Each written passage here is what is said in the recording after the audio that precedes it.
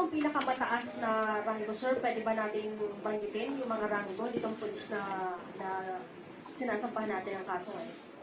Colonel Malinaw, Lieutenant Colonel Urapa, Mark Philip Almadilla, Police Major Mark Philip Almadilla, PEMS Aaron Cabillan, PCMS Arturo De La Cruz Jr., PSMS Anderson Orozco Abare, PMS Joey Encarnacion, PSMS Mark Anthony Madrique, PMSJ Renan Polencio, and PSSJ Alfredo Oy Andes, Police Corporal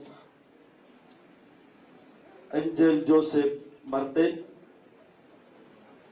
Sir, bukod dyan sa mga nabanggit mo na police colonel, meron rin ba na sangkot na regional director o may rango one-star general? Yes, pero retired na siya, si General Estomong. Sir, sino po dito sa mga pulis na to yung team leaders na allegedly nakakatanggap ng 2 million pesos per month? Lieutenant Colonel Urapa. Si Colonel Malino, sir. Si Colonel Malinaw, monthly lang